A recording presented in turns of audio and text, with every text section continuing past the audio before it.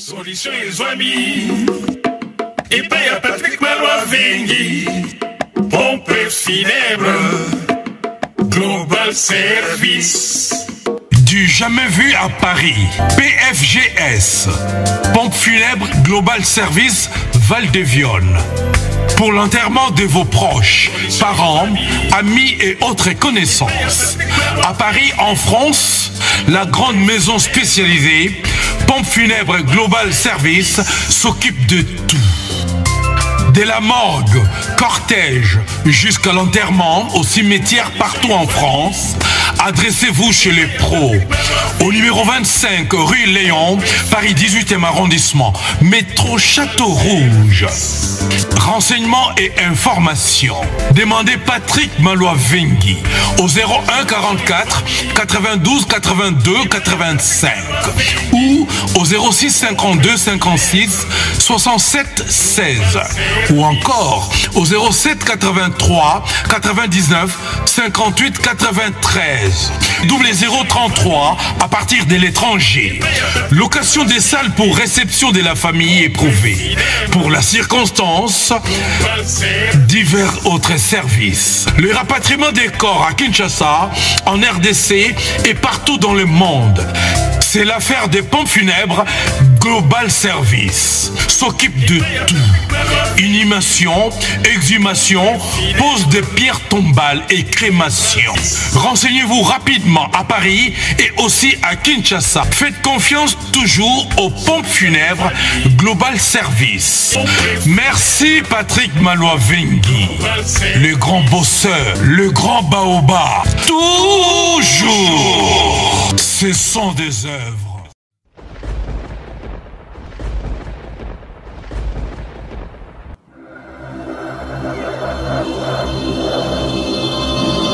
Edino, yoza fin, utaliki ozate, oza suka, libulu zanga suka, mokako swa, kende, donc yo leki.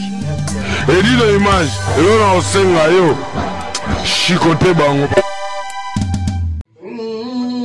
Zolo, lalala, ebalingi basambwisanga, ebalingi bamonelanga, maître Mongo, ekuye lelilelele kuye balingi baibelanga Edino image mwana nzambe Edino image balingi basambwisa zolo ekuye lelilelele kuye balingi bamonela Edino mwana nzambe balingi basambwisa la danse montana grand chanteur. À suivre, abonnez-vous et dites nos images. Tout le monde rappelle la source. Dites nos images, ça image à Panama. Tout le monde est en Belgique, abonnez-vous et dites nos images. Et dites nos images. Panza Sango, il y a Panama. Chicote Bango. Ouais, bonsoir Dembela. Papa leki na bango. Ouais, tout le monde a fait yo. Na mboko parce que tu bango peke. Mboka na mboka na ba konzi bango. Les réseaux sociaux ont dit que nous avons des missions, mais nous avons parce que nous sommes jaloux parce que nous avons jaloux dans la vie. Nous avons calculé manga et là, nous avons des studios, nous avons des missions. Nous avons des déjà na responsable na pisi bango déjà mbote te balimbisanga na 5 de excuses. Et on a bien quota na salué bandeko mais ça va que consommez-vous Dembo Wembo ala makamba bosola solo là-bas. Au moninga et papa les exaucé et je travaille ici. Donc on a un garçon à fond français. Moi à Tongo. À Tongo, il n'y avait pas l'internet et je faisais des albums. Là je suis en train de travailler aussi l'acoustique mais le la Dembo à Moutazana idéologie. À tout ça la mission est bien à mettre un réseau. Il y a des journalistes qui ont poto basola qui toko bazana respect. Il y a on a répété que ce bazo calculer pété c'est qu'on a ngengete.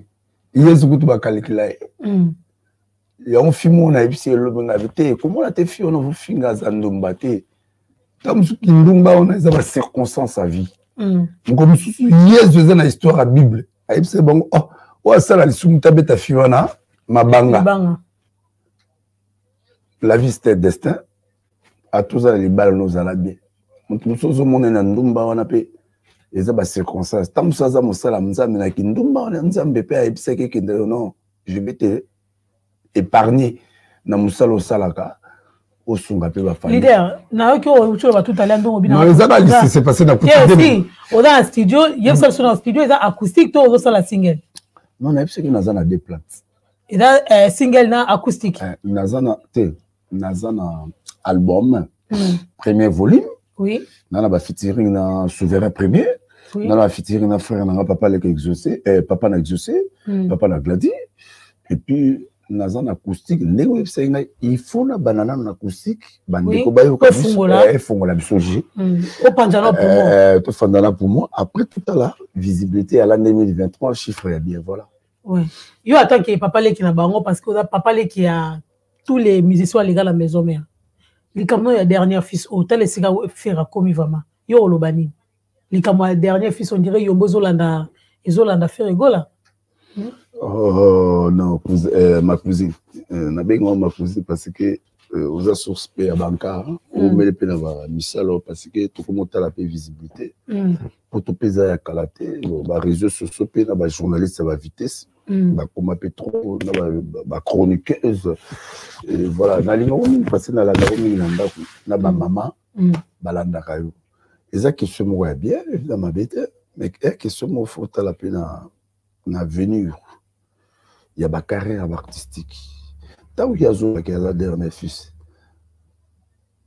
il y a wenge ils appellent mabete effectivement faire rigola tant tous avec na ba jibe wera mtazwai peut-être que récritara parce que j'y vais pas découvrir on a que l'ingratitude qu'on a kolanda moto akenda ata lati forme ne mo ya vente ak église nzambe amawa sabela nzambe ngazo kitate ok nzamba sa kitaka kala même tout akenda etonga na tende ola taba veste au kabela pasteur au tchela mo ba unité le roi tente comme un tentese comme une tentese comme un charlatan au éviter que nzambe pas kalekela Dembo, Wembo, na World.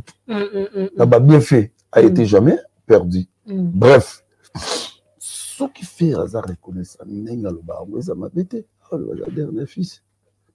Ça dit, azota la paix carrière côté, ya uta na ba jube, na ba wera.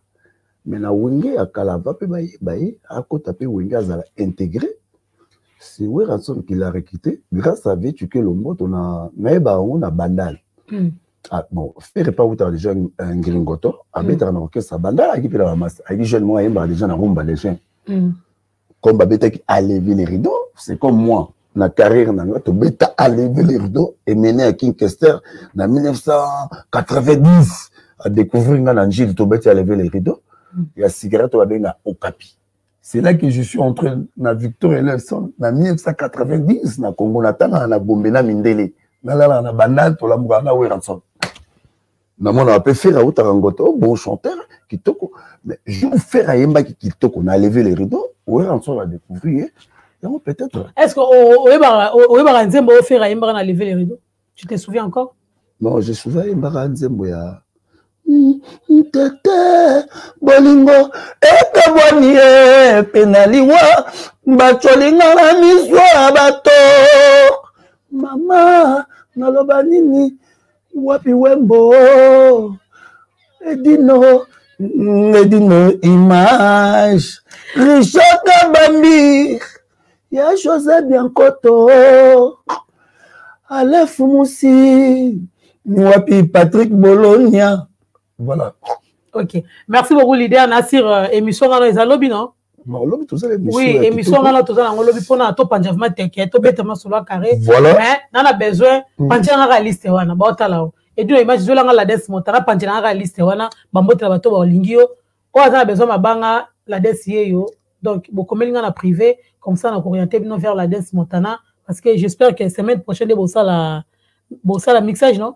On semaine prochaine toujours ça et ouais donc semaine prochaine ils ont fait un mixage na acoustique na acoustique mbala mon lancement acoustique mais moi des jours au lobby na samedi la dance montana za studio pour nous clôturer la dédicace. Donc, il est là vraiment. Pour les émissions spéciaux. Oui. Pour nous remettre à histoire Yaoundé. Et ça problème. Et puis, on a le nom de notre dernier fils. On a répondu un peu mélomane que non.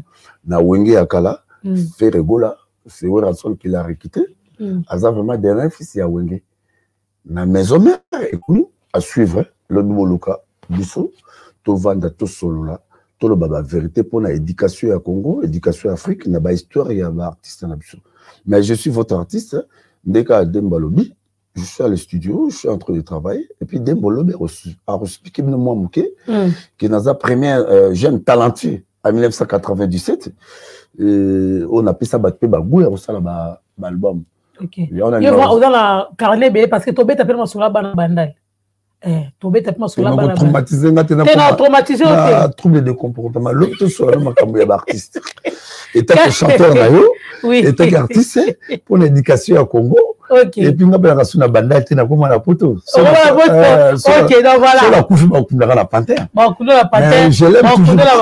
Oui, on a la vitamine. On a la perle, la chaise. Bien sûr. C'est le char de Paris, en pleine Paris en plus. Et d'abord, on a la trafic. Il y a le rôle artiste. Au moins, des fois, tu se trompes pas. Bon, on a voilà. Exact. Même amitié.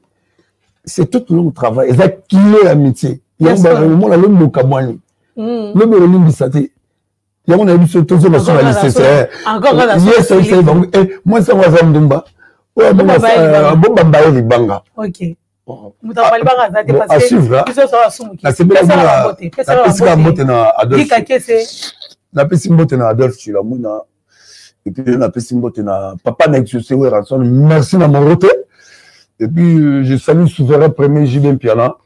En tout cas, félicitations. Raisonner, pirouer, raisonner.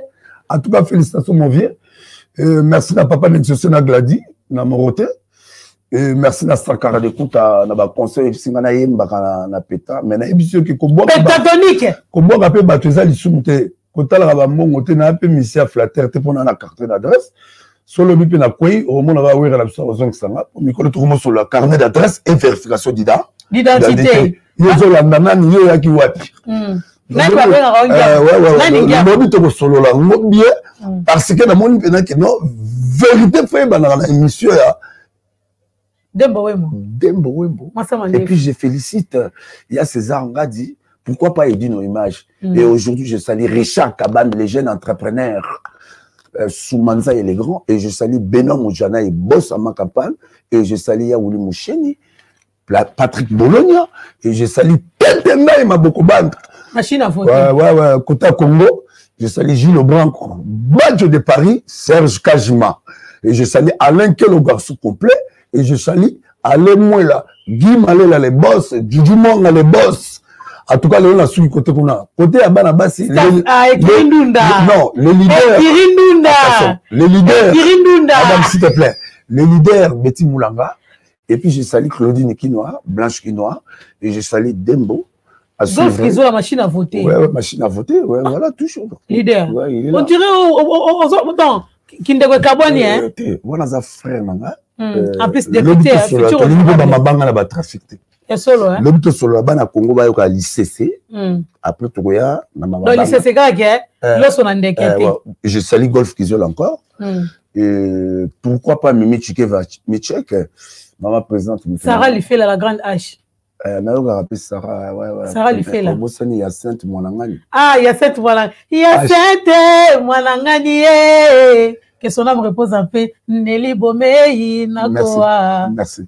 Donc voilà. Donc Panama, l'homme tour sur la masola Wenge, parce que Dembo Azam ta vérité, a Omel Mingi, Azam on a moi sur le exemple pe na poto, le roi ba finga biso musique na biso to ça tous limité, que tous limité na poto, mais tout ça pe na ba journaliste. Oh ba tangi na ba bani na depuis Congo. Avoye ba même ya rolata faut ba na Congo. Oui, bah, on repasser au chat, et le oui, bah, on parle à moi, produit. Nettement, on a un Victor Eleison. À mon avis, qu'est-ce que ça va dans la guerre? Ah! À tellement. Ah, petit nanga, ah, oui, moussala. Tu vas apprendre. Ndenge mon idée, mopé. Moi, ça a le plaisir. Tu as un bilan. As un journaliste, tout le monde a un respect. A au même na musalo bande konanga lobito sur la histoire ya Wenge maison mère. À suivre pour les kamouya dernier fils. Na bois qui flaire na bi faire gola. Azali côté ya ba mon kono. Mais na FCP dembo na kuzu na bi dembo ko bossa na te. Faire gola kutanga na Wenge. Adolphe pa kutanga na Wenge. Blaise Moula pa kutanga na Wenge. Wala Wenge ba. So yo na recruteur. Donc na ba recruteur ngate. Donc obi côté ça na la côté ça te nga ba salinga na quartier pour la lamuga na dibabom. Ah, ok. Mutasalanga na kuma. Donc côté Wenge kotaba. Na imba de l'église na tanga na Gombe na Mindele. Na imba na catholique mais na imba. Elle est lissolée aussi la leader. Elle est lissolée la Drumer. Aimé bon. Ah, ok. Donc chanteur Drumer. Chanteur Drumer. En plus il y a pentatonique. Et puis Kester d'ailleurs comme sanga veut mener à son âme s'arrête ailleurs comme sanga chanteur à pentatonique. Il y a on a le qui lobito sur la liste c'est Mama Banga. En tout cas bolim sara moi mouké. Côté Angola, je salue encore Alex Fumonsi, Apollinaire Mapota les boss na bossanité na boy ko trafiquer batna l'homme du moment Soumanza est le grand architecte le plus fantastique. Mbongo linki ko lobela wote okima papa Sosola Sambela Nzambe kulisse. Qu'est-ce que le mire et l'insérer? La mire. Ok. Leader! Merci beaucoup, merci. À suivre, à demain, on est là. Merci beaucoup. À suivre. Merci, Leader. Merci, Madame Bonzamba Pambola. Merci beaucoup. La journaliste Oyazo Salake, chiffre 23, vérité et bana. Ok, merci beaucoup. Madame, avec beaucoup de... Mais là, il y a Tamaputa. Non, là, tu es Maputa. Merci, Amen. Merci beaucoup. Voilà, tu es au Kolanda. Petit frère, papa il y a Wengemen, il y a maison mère. Solution et amis. Et paye à Patrick Malois Vengi. Pompe funèbre. Global Service. Du jamais vu à Paris. PFGS.